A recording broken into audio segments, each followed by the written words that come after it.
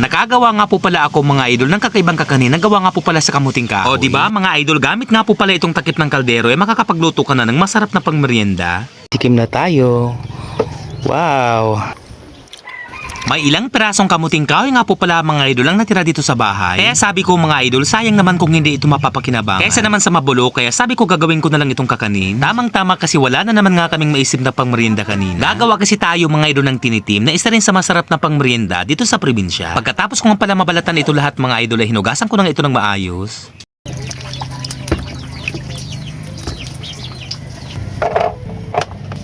Sunod na gagawin natin mga idol ay itong pag-idid sa kamuting kahoy. Gaya nga ng dati mga idol ay mano-mano pa rin natin itong gagadgarin. At sa mga nagtatanong nga pala kung pipigaan itong mga idol, nasa sa inyo naman kung gusto nyo itong pigaan o hindi. Kayo naman talaga mga idol yung magdidesisyon, yun nga lang ay medyo mapait nga yung katas nito. Pagkatapos nga po pala mapigaan itong mga idol ay kailangan mapa nga itong durugin. Mga simpleng sangkap lang naman mga idol yung ating pagsasamahin. Katulad nitong asukal at saka nitong vanilla. Itong vanilla kasi mga idol yung nagpapabango sa tinitim. Pero advice ko lang sa inyo mga idol, mas lalong magiging masarap talaga ito kung meron kayong gata at saka condensed milk. At kung meron kayong mga available na food color sa bahay mga idol, ay mas maganda rin. At para bumalansi nga yung lasa mga idol, ay maglalagay nga pala tayo dito ng kunting asin. Paghahaluin mo lang naman ulit itong mga idol hanggang sa pumantay na nga yung lasa. At dahil sa gagamit nga pala tayo ng takip ng kaldero mga idol, kaya naman gagawa nga tayo ng bilog na dahon. Gagamitin kasi natin itong mga idol pang sapin sa takip ng kaldero. At dahil sa may bilog na nga tayong nagawa mga idol, kaya naman ilalagay na nga natin itong kamuting kahoy sa takip ng kaldero. Dito kasi natin ilalagay mga idol sa takip ng kaldero para ma-steam. O di ba mga idol, para-paraan na lang talaga para makapagluto ng merienda.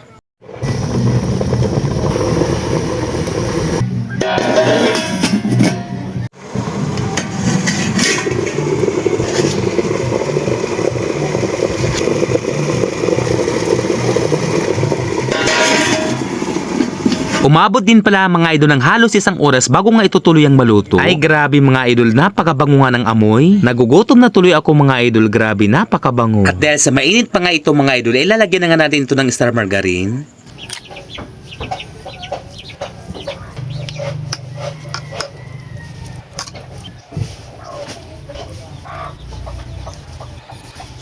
Sunod na gagawin natin mga idol ay babalik na rin nga itong takip ng kaldero para matanggal nga itong laman. Lalagyan din kasi natin mga idol ng star margarine itong likod.